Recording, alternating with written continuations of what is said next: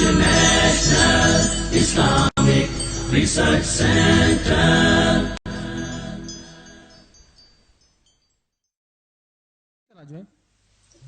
اب کیا علامتیں ہیں جس سے مجھے پتا چلے کہ واقعی میں نفسیاتی طور سے بیمار ہوں؟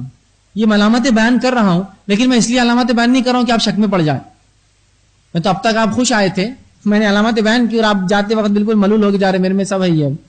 میں اس لیے نہیں کہہ رہا ہوں، میں اس لیے کہہ رہا ہوں کہ اگر یہ ہوتا ہے تو آپ علاج کرائیے، شریعت اس کا علاج دے رہی ہے تاکہ آپ جو ہے جسمانی طور سے تندرست ہیں اور نفسیاتی اور روحانی طور سے بھی تندرست ہے. آئیے چند علامتیں جو ایسے شخص میں ہوتی ہے جو روحانی طور سے بیمار ہوتا ہے وہ کیا ہے. پہلی دیکھیے، اللہ کے ذکر اور اس کی اطاعت سے اعراض کرتا ہے. آپ بولی نماز پڑھو تو میرے سے نہیں ہوتی، روزہ رکھو تو اپنے سے نہیں جمتا، قرآن پڑھو تو بھگ جاتا نکل کرو.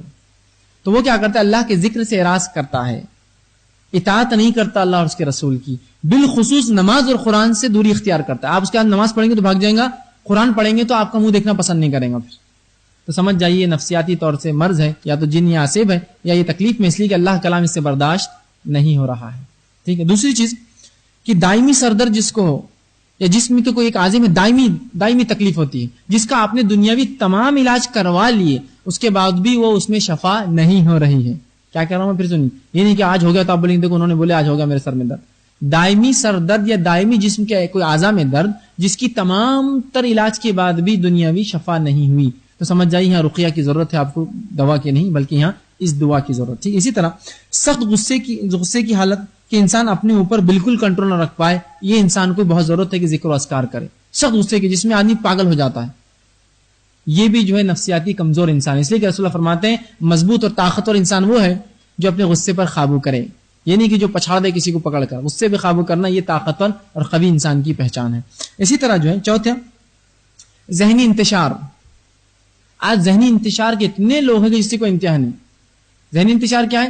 کہ مومن اپنے ڈیسیجن طے نہیں کر پاتا، یہ کروں یا یہ کروں، یہاں جاؤں یا یہاں جاؤں، یہ کرائے نہیں. یا پھر ذہنی انتشار کی مثال ہے کہ کوئی کام کر لیا یہ سوچتا نہیں کرا، یا کسی کام کو بار بار کر کے اطمینان حاصل کرتا ہے کہ ہوا کیا.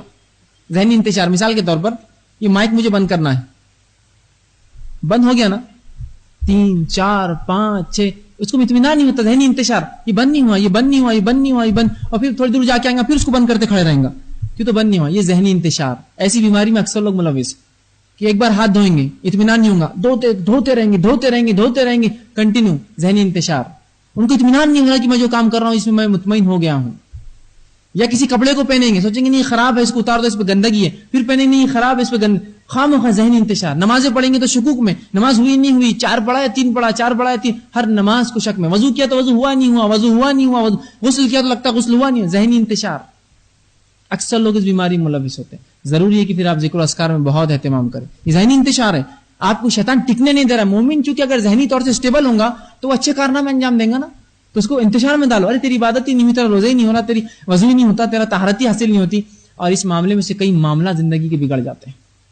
ذہنی انتشار. ٹھیک ہے. اسی طرح 5ویں چیز غیر فطری طور پر کثرت نسیان.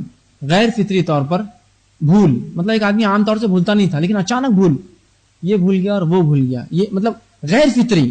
فطری طور سے تو بھول ہوتی ہے کسی انسان کو 100 کام دو تو 10 بھول جائیں گا. غیر فطری بھول کی ایک آدمی مانا جاتا ہے کہ یہ اپنے بولنے میں اپنے ذہانت میں ہوشیار ہے اور اچانک بھول کی اس پہ بیماری طاری ہے. نسیان کہتے ہیں اس کو.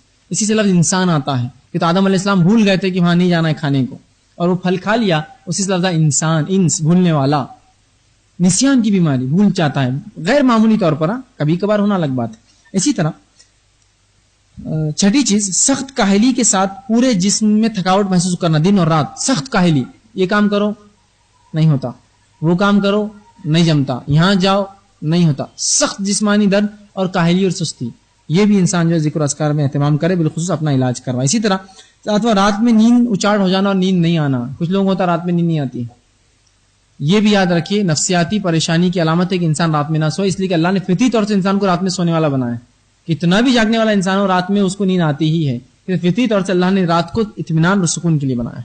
اسی طرح 7ویں چیز ہمیشہ غم اور اضطراب اور تنگ حالی میں رہنا. ہمیشہ غم، کچھ ہوا خوشی پہ تو غم لگ رہا، ہمیشہ پریشانی کی حالت میں اضطراب، کوئی چیز میں اطمینان نہیں مل رہا، بس پریشان، یہ کر لیا بھی تو مطمئن نہیں، وہ کر لیا بھی تو میں مطمئن نہیں ہوں. ٹھیک ہے. اسی طرح 9ویں چیز بلا جو ہے سبب رونا یا ہنسنا. بلا سبب، کوئی وجہ نہیں اور ہنس رہا آدمی اور کوئی وجہ نہیں رو رہا. یہ بھی علامت ہے ذہنی بیماری کی، کوئی بیمار ہے ذہنی اعتبار. اسی طرح 10واں ڈر اور خوف، ہمیشہ ڈر اور خوف میں رہنا. کچھ لوگ اتنے ڈر اور خوف میں رہتے ہیں، یہاں گئے تو یہ ہو جائے گا، وہاں گیا تو ہو جائے گا، نکلا تو مر جاؤں گا، گاڑی چلاتے ہوئے، حتیٰ کہ وہ ٹو ویلر بھی نہیں چلاتے، کہتے ہیں گاڑی چلاؤں گا شاید مر جاؤں گا. خوف، ہر چیز کا خوف. ٹھیک ہے، تو یہ بھی. اسی طرح جو ہے زیادہ جو ہے شرمانا اور لوگوں سے دوری رہنا اور انتہا پسند رہنا، کسی سے بات ہی نہیں، کوئی بات نہیں، اور انتہا پسند، دور انسانوں سے دوری اختیار کرنا اور الگ اپنی جو ہے ایک الگ مسکن بنا کے الگ رہنا، یہ بھی ایک علامت ہے. اسی طرح جو ہے گھر میں یا اہل و عیال کے ساتھ بیٹھنے کو ناپسند کرنا یا ان کے ساتھ سختی سے پیش آنا جبکہ دوسروں کے ساتھ نرمی سے پیش آتا ہے. اہل و عیال کو برا بھلا کہتا ہے لیکن باہر نرم رہتا ہے، ان کے ساتھ اچھا معاملہ نہیں کرتا، دوسروں سے اچھا معاملہ کرتا ہے، اور جب بھی گھر والا کو نزدیکی دکھا اس کو نفرت ہوتی ہے جبکہ دوسروں سے محبت کرتا ہے. یا اچانک محبت تھی نفرت میں تبدیل ہو گئی، اچانک نفرت تھی محبت میں تبدیل ہو گئی. تو یاد رکھیے اس شخص کو بھی اس کی ضرورت ہے. اسی طرح انسان کا جو ہے سلبی جو ہے تغیرات میں پڑا رہنا جبکہ کامیابی اور استقرار اس کا شیوا تھا. مطلب ایک انسان جو ہمیشہ سکسیسفل تھا، کامیاب تھا، اچھا تھا، اچانک ناکامیاں اس کو دوچار ہو اور ہمیشہ کنٹینیوس ایک سلسلہ چلتا رہے، تو ایسا شخص اپنے نفس پہ ظاہر سی بات ہے رقیہ کرے. ٹھیک ہے، رقیہ میں بالخصوص کن چیزوں کا لحاظ رکھ کے بتا دیتا ہوں. سورہ فاتحہ دم کیا کرے، سورۃ الفاتحہ